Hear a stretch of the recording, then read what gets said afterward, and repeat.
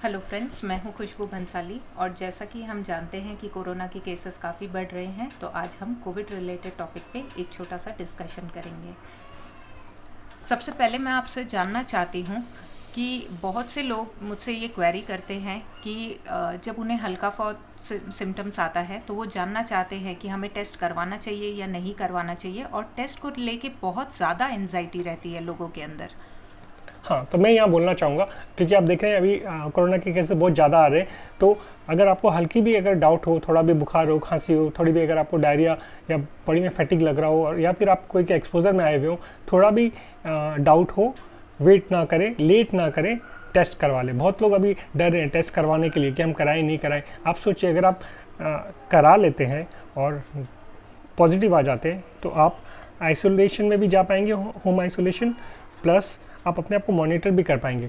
वहीं अगर आप नहीं कराते और आप पॉजिटिव थे और नहीं कराए, आप अपने आप को आइसोलेशन में नहीं रखे, आप फैलाए भी, प्लस आप मॉनिटर भी नहीं किए, इससे क्या होगा, 5 दिन 7 दिन बाद जब ये ज़्यादा सिम्टम आने लगेंगे तब आप लेट हो चुके होंगे कुछ ट्रीटमेंट के लिए। हालांकि हम ट्रीटमेंट करेंगे लेकिन आप लेट हो चुके होंगे, तो उस इनिशियल पीरियड को मिस मत कीजिए, जल्दी से टेस्ट करा लीजिए। और जो नॉर्मल जो गाइडेंस है गवर्नमेंट के वो सब फॉलो कीजिए, जैसे hand washing, mask, social distancing. और अगर पॉजिटिव आ जाते हैं या आपको लगता है कि सिम्टम्स हैं, आप टेस्ट नहीं भी कराना चाह रहे हैं, एटलीस्ट अपने आप को होम आइसोलेशन में रख लीजिए। माइल्ड सिम्टम्स है तो मॉनिटर करते रहिए, वो बहुत ज़रूरी है। जैसे कि फीवर और SpO2, सभी जानते हैं, पल्स ऑक्सीमीटर से आप SpO2 देख सकते हैं। रेस्पिरेटरी रेट आप चेक कर सकते हैं, 1 मिनट में आपकी रेस्पिरेटरी रेट, मतलब कि आपका एब्डोमेन का मूवमेंट 1 मिनट में आपको चेक करना है कितना होता है। और इसमें इंपॉर्टेंट है 24 और 30। अगर 24 से ज़्यादा है मतलब कुछ प्रॉब्लम की बात हो रही है, और 30 से ज़्यादा है तब तो बहुत ही ज़्यादा प्रॉब्लम है, तब तो आपको जल्दी से जल्दी डॉक्टर को मिल लेना चाहिए। अच्छा, बहुत बार ऐसा होता है, सिम्टम्स तो रहता है लेकिन टेस्ट में रिपोर्ट नेगेटिव आ जाते हैं। हाँ, ये भी बहुत कॉमन है। सिम्टम्स है RT-PCR 30% में नेगेटिव भी हो सकते हैं, यहाँ तक कि CT भी 30% में नेगेटिव हो सकते हैं। लेकिन अगर RT-PCR नेगेटिव आपको सिम्टम्स है, आप CT करा के देख सकते हैं, एक्सरे करके देख सकते हैं। लेकिन सबसे इम्पोर्टेंट है अभी, क्योंकि इतने केसेस चल रहे हैं और अगर आपको सिम्टम्स आ रहे हैं तो बेस्ट है, अगर माइल्ड सिम्टम्स है, हल्का बुखार खांसी, आप अपने आप को एटलीस्ट मिनिमम 10 डेज़ के लिए आइसोलेशन में रख लें, एक रूम में। और अपना खाने पीने का ध्यान रखें और अपने आप को मॉनिटर करते रहें, टेम्परेचर देखते रहें क्या ट्रेंड है, रेस्पिरेटरी रेट चेक करते रहें। एक आप 6 मिनट वॉक टेस्ट भी कर सकते हैं, 6 मिनट 5 मिनट वॉक करना और देखना कि आपका सैचुरेशन फॉल होता है कि नहीं। अगर 4% से ज़्यादा फॉल हो रहा है तो वो अच्छा संकेत नहीं है। और यही सब जरूरी में। और एक पैनिक का सिचुएशन भी मैं देखी उन लोगों के बीच में, जैसे ही उनका टेस्ट रिजल्ट पॉजिटिव आ जाता है वो डर जाते हैं कि अब हमें क्या करना चाहिए, कहाँ जाना चाहिए, किसको कंसल्ट करना चाहिए। तो उन लोगों के लिए आप क्या एडवाइस देना चाहेंगे? तो ये बात है कि पैनिक की ज़रूरत नहीं है, हाँ आपको सतर्क रहना है। You have to be alert. मतलब अगर आप पॉजिटिव हो जाते हैं या आपको लगता है कि आपको फीवर या कफ हो रहा है या सांस में तकलीफ, आपको लग रहा है कि सिम्टम है, पैनिक ना करें, अलर्ट रहें, अपने आप को मॉनिटर करते रहें। और जैसे भी कुछ डिटेरियोरेशन होने लगे, आपकी सांस में तकलीफ बढ़ने लगे या रेस्पिरेटरी रेट बढ़ने लगे, ऐसे फीवर 5 दिन तक रहे, तो जल्दी से जल्दी डॉक्टर को कंसल्ट करें कि जल्दी से जल्दी ट्रीटमेंट हो सके। अलर्ट रहें, पैनिक ना करें। कुछ बेसिक मेडिकेशन के बारे में अगर आप बताना चाहें तो, और मेडिकल इक्विपमेंट्स जो रहने चाहिए इन इस दिस आवर समय ऑफ क्राइसिस। सभी के पास इक्विपमेंट में बोलना चाहूँगा, थर्मोमीटर रहना चाहिए कि आप टेम्परेचर देख सकें। आजकल डिजिटल थर्मोमीटर आते हैं, इंफ्रारेड थर्मोमीटर आते हैं, बहुत अच्छे हैं, आप रिलाई कर सकते हैं, कोई भी अच्छा ब्रांड का ले ले। पल्स ऑक्सीमीटर एक रखना चाहिए। और रेस्पिरेटरी रेट तो आप खुद ही आपको देखना पड़ेगा, 1 मिनट, जैसा मैंने बताया, 1 मिनट के लिए आप अपने एब्डोमेन की मूवमेंट, अप एंड डाउन जो मूवमेंट होती है वो चेक करें, काउंट करें। 1-2 बार आप करेंगे तो आपको समझ में आ जाएगा। पल्स ऑक्सीमीटर और एक BP मशीन भी रखें, क्योंकि BP भी चेक करना सही रहता है और उसमें आपका पल्स रेट भी आ जाएगा। तो ये 2-3 चीज़ है जो एकदम ज़रूरी है। और दवाई के मामले में बोलें तो एटलीस्ट पैरासीटामोल आपके पास रहना चाहिए। और आजकल जैसे सभी vitamin C, vitamin D, zinc, ये भी आप रख सकते हैं। कफ सिरप में एक आप रख सकते हैं ग्रिलिंगटस या रेपिटस, बहुत अच्छा काम करता है। एक बेटाडिन गार्गल रख सकते हैं। और मॉन्टेक सेट्रिजिन की जो टैबलेट आती है, लेवोसेट्रिजिन, वो भी आप एक रख सकते हैं। बाकी जो दवाई है वो प्रेस्क्रिप्शन मेडिसिन होंगी, स्टेरॉइड, वो आपको मैं सजेस्ट नहीं करूँगा, वो डॉक्टर के प्रेस्क्रिप्शन में आप ले पाएंगे बाद में। अच्छा, बहुत से लोगों में मैंने ये भी मिथ देखा है कि जब वो कोविड पॉजिटिव रहते हैं और खाने में क्या क्या उनको इंक्लूड करना चाहिए अपने डाइट में? अगर किसी को भी हम फ्रूट सजेस्ट करते हैं तो दे से कि नहीं फीवर है या खांसी है, हम फ्रूट कैसे खाएं, हम दूध कैसे पिएं, तो आप क्या सजेस्ट करना चाहेंगे? क्या क्या डाइट्स में स्पेशली इंक्लूड करना चाहिए कोविड पेशेंट को? हाँ, कोविड पेशेंट है तो अपने डाइट का खास ध्यान रखें। फ्रूट्स, वेजिटेबल, स्प्राउट्स और फ्लूइड, पानी, ये सब अच्छे से खाएं। इनमें कोई वो नहीं है, रोक टोक नहीं है, ज़्यादा से ज़्यादा लें, इनका सेवन करें। तो खाने के मामले में कोई भी रोक टोक नहीं होनी चाहिए, अच्छा खाना खाएं। फ्रूट्स, वेजिटेबल, स्प्राउट्स, नट्स, ये सब आप अच्छे से रखें और आपका फ्लूइड हाइड्रेशन अच्छे से मेंटेन रहना चाहिए। हाँ, जब है ना हॉस्पिटल में आप रहते हैं, आपको मॉडरेट डिस्ट्रेस है, आपको या सीवियर डिस्ट्रेस है, ऑक्सीजन सैचुरेशन कम हो रहा है, उस समय हम बोलते हैं कि थोड़ा कार्बोहाइड्रेट डाइट कम रखिए, क्योंकि वो आपका ऑक्सीजन रिक्वायरमेंट बढ़ा देता है, रेस्पिरेटरी क्वेश्चन बढ़ा के आपका रिक्वायरमेंट बढ़ा देता है। वो अलग सिचुएशन आ जाती है। जब तक आप घर पे आप अच्छा खाना खाइए, फ्रूट्स, वेजिटेबल, कोई रोक टोक नहीं है, खाइए। अच्छा, एल्डरली पीपल या जिनके घर में बच्चे होते हैं, वो लोग के बीच में मैंने देखा है एक अलग सा डर एक्स्ट्रा रहता है कि अरे हमारे घर में तो बुजुर्ग लोग हैं, हमारे घर में बच्चे हैं। अगर उस घर में कोई पेशेंट है, कोविड पॉजिटिव पेशेंट है, तो उनको क्या एक्स्ट्रा केयर कुछ लेने की ज़रूरत है या उनके लिए कुछ एडवाइस आप देना तो चाहेंगे? वही जो गवर्नमेंट बोल रही है, अगर पेशेंट पॉजिटिव आ जाते हैं, अपने आप को जल्दी से जल्दी, अगर आपको सिम्टम भी आते हैं, टेस्ट कराइए। टेस्ट नहीं भी करा रहे, अगर आपको सिम्टम है और लग रहा है कि हो सकता है, जल्दी से जल्दी अपने आप को एक रूम में अलग कर लीजिए। मास्क पहनिए, हैंड सैनिटाइज़ कीजिए। घर को जितना आप क्लीन रखेंगे और सैनिटाइज़ करते रहेंगे, अच्छा रहेगा।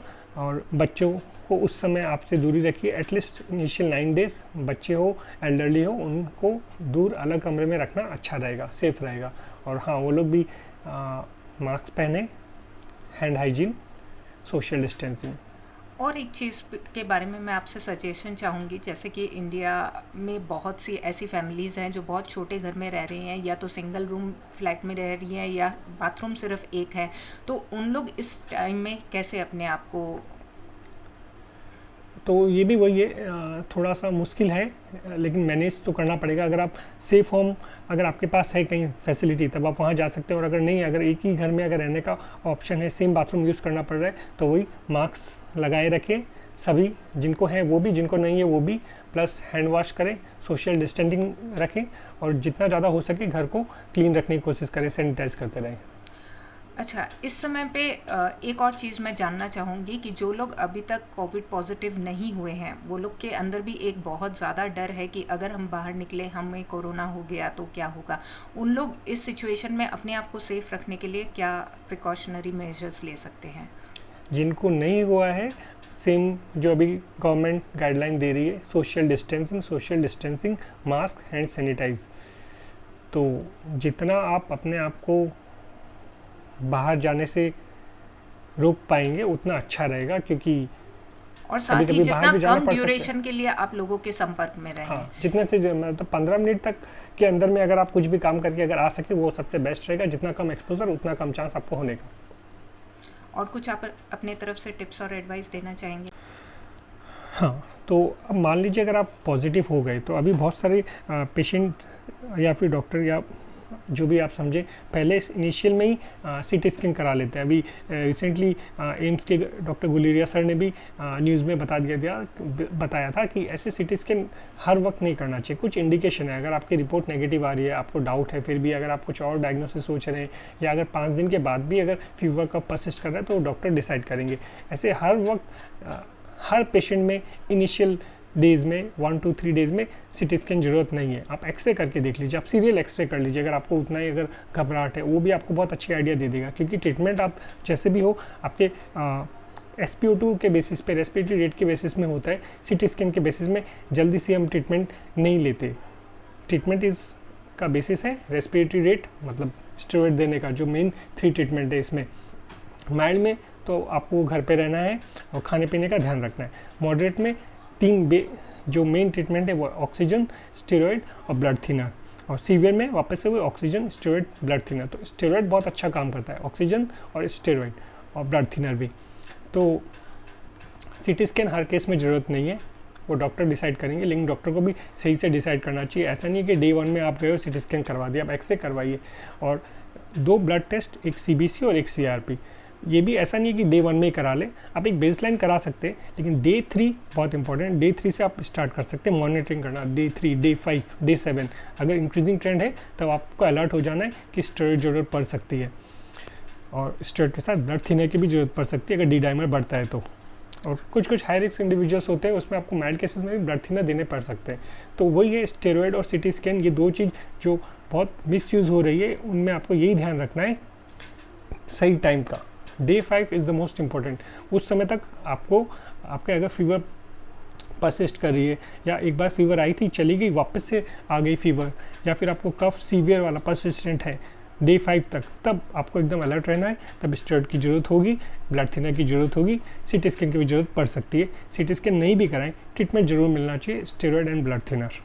और एक चीज़ मैं कहना चाहूँगी कि सिंस जब हम लोग कोविड टेस्ट करा लेते हैं, रिपोर्ट 48 आवर्स या कभी कभी उसके बियॉन्ड भी आता है, तो उस टाइम पे भी आपको बहुत ज़्यादा ध्यान रखने की ज़रूरत है। आपको आइसोलेशन मेंटेन करना चाहिए, रिपोर्ट आने तक का वेट ना करें। अगर आपको सिम्टम्स हैं, आप होम आइसोलेशन में रहें, अपने आप को अलग करके रखें और अपने आप को मॉनिटर भी करें रेगुलरली।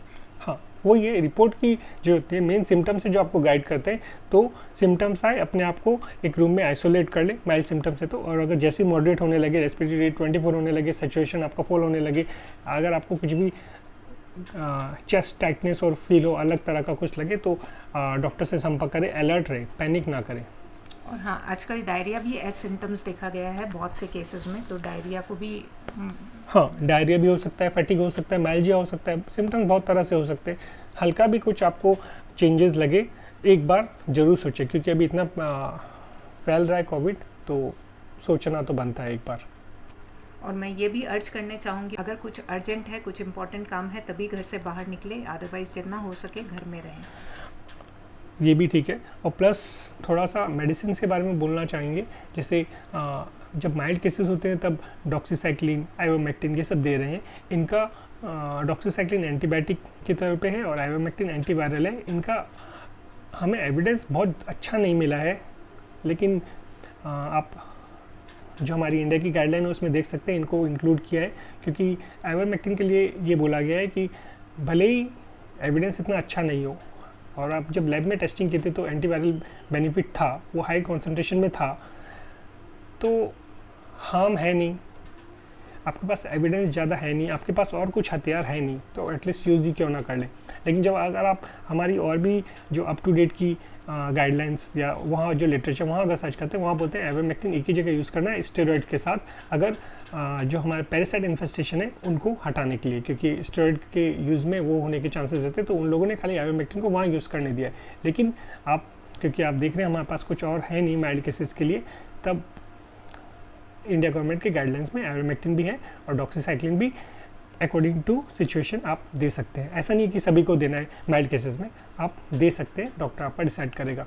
और विटामिन सी, डी, जिंक, इनका भी कोई बहुत अच्छा एविडेंस नहीं मिला, लेकिन इम्यूनिटी को अच्छा करता है, तो इसलिए लोग डॉक्टर्स या गाइडलाइंस में ऐसा है कि आप यूज़ कर लीजिए, कुछ नहीं है, एटलीस्ट कुछ तो कीजिए, आपकी इम्यूनिटी थोड़ा अच्छा रहेगी। हाइड्रेशन मेंटेन कीजिए।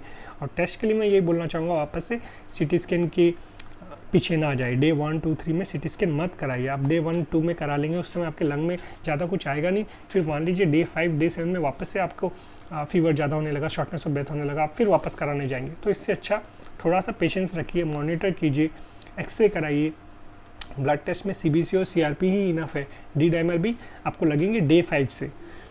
और भी बहुत सारे टेस्ट होते हैं, IL-6, फेरिटिन, और सब की ज़रूरत नहीं है, कुछ इंपॉर्टेंट टेस्ट से ही हो सकता है। बस पेशेंस की ज़रूरत है, मॉनिटरिंग की ज़रूरत है। और स्टीम वेपराइज़र और गार्गल के बारे में आप कुछ बोलना चाहेंगे, कितना एफिशिएंट है? हाँ, गार्गल मेरे को लगता है बेटाडीन से अगर आप गार्गल करें तो बहुत अच्छा है, क्योंकि कुछ पेपर आए हैं उसमें उन लोगों ने देखा कि अगर आप नेज़ल स्वाब लेते हैं तो उसमें अगर आप ठीक तरह से नहीं लेते तो आपका टेस्ट नेगेटिव आ सकता है। तो उन लोगों ने क्या किया, थोड़ा सा पेशेंट लोगों को नॉर्मल सलाइन वाटर गार्गल करने दिया, और वो जो गार्गल का पानी था उसमें वो लोगों ने टेस्ट किया कि पॉजिटिव आता है कि नहीं, तो उसमें वायरल पॉजिटिव आया है। तो इसलिए जब आप देख रहे हैं कि आपका वायरल थ्रोट में है और अगर आप बेटाडीन से गार्गल करते हैं, उसकी बहुत अच्छी प्रॉपर्टीज़ है, तो वो आपके वायरस को कम करने में बहुत अच्छा काम देता है बेटाडीन गार्गल। बल्कि अभी तो उसके बेटाडीन के ड्रॉप्स भी हैं जो कोई कोई सजेस्ट करते हैं कि आप उन्हें भी यूज़ कर सकते हैं। वो आप मत कीजिए, एटलीस्ट गार्गल आप कर सकते हैं, बहुत अच्छा काम देगा प्रिवेंशन में भी। और अगर आपको हो गया है फीवर मतलब कफ, तो उसमें भी आपको काम देगा रिलीफ करने में। कफ सिरप तो है ही, गार्गल भी जरूर कीजिए। स्टीम इनहेलेशन लोग कर रहे हैं लेकिन एविडेंस इतना अच्छा नहीं है, और अगर आप कर रहे हैं तो थोड़ा सा ध्यान रखें, ज़्यादा गर्म पानी लेके ना करें, नहीं तो वो आपके एपिथेलियम को बर्न कर देगा। ओके तो अगर मैं शॉर्ट में समराइज़ करना चाहूँ तो प्रिकॉशन के तौर पे हमें मास्क, सोशल डिस्टेंसिंग और आइसोलेशन।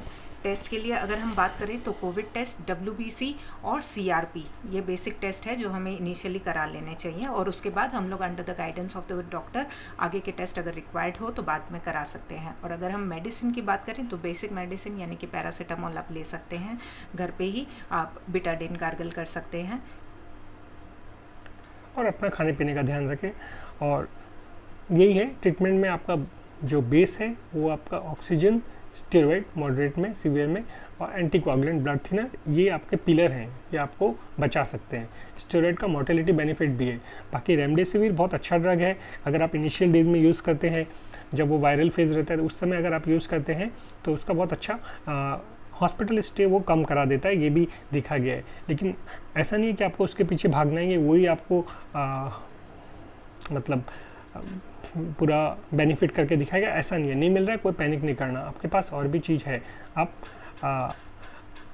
अगर आप स्ट्रॉन्ग वाले फेज़ में जाते हैं जो कि 7 दिन के बाद आता है, तब आपके पास उसके लिए स्टेरॉइड है, एक बहुत अच्छा ड्रग है। नए नए ड्रग्स अभी और भी आ रहे हैं, लेकिन मेन सबसे इम्पोर्टेंट जो सबसे अच्छा काम कर रहा है, वाइडली इजीली अवेलेबल है, वो स्टेरॉइड और ऑक्सीजन विद ब्लड थिनर जो आपको बचा सकते हैं।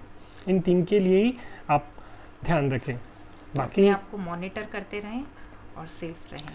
और अब तो ये भी बोल रहे हैं कि माइल्ड डिजीज़ अगर आपको फीवर परसिस्टेंट रह रहा है, कफ परसिस्टेंट रह रहा है 5 डेज तक, तो अब तो स्टेरॉइड के इन्हेलर भी गाइडलाइन में आ चुके हैं। और ये सब जो भी मैंने चीज़ें बोली हैं, ये सब आप हमारे इंडिया की गाइडलाइन से, एम्स की गाइडलाइन से, प्लस वेबिनार्स भी आते हैं, CME इंडिया के भी गाइडलाइन है, तो आप वो सब हम लिंक देंगे, आप उसमें जाके देख सकते हैं, सभी के लिए अच्छा रहेगा। ये नहीं कि आप डिटेल में पढ़ें, और एम्स के वेबिनार भी अगर आप कुछ देखना चाहें, केस बेस्ड स्टडी है वहाँ पे, आप वो भी देख सकते हैं, तो आपको और डिटेल नॉलेज मिल जाएगी। हमने ये जितना भी अभी कुछ बोला है वो सब वहीं से एम्स के वेबिनार या एम्स के गाइडलाइन या जो CME इंडिया की जो गाइडलाइन है वो सबको इन शॉर्ट करके बोला है। और वैसे डॉक्टर दीपक मरवा सर के भी वीडियो है, डॉक्टर के अग्रवाल जो पास्ट प्रेसिडेंट थे IMA के, उनके भी वीडियोज़ है, वो हर दिन वीडियो करते हैं और उसमें आपकी जो प्रॉब्लम्स है वो सुनते हैं, उनको आंसर देते हैं। आप वो सब भी कर सकते हैं अगर आपको और ज़्यादा नॉलेज चाहिए। ये जस्ट इन ब्रीफ था। और इस डिस्कशन के रिलेटेड अगर आपकी कोई क्वेरी हो तो आप हमें कमेंट सेक्शन में ज़रूर लिखें और ज़रूर बताएं कि आपको हमारा ये वीडियो कैसा लगा। थैंक यू, ध्यान रखें।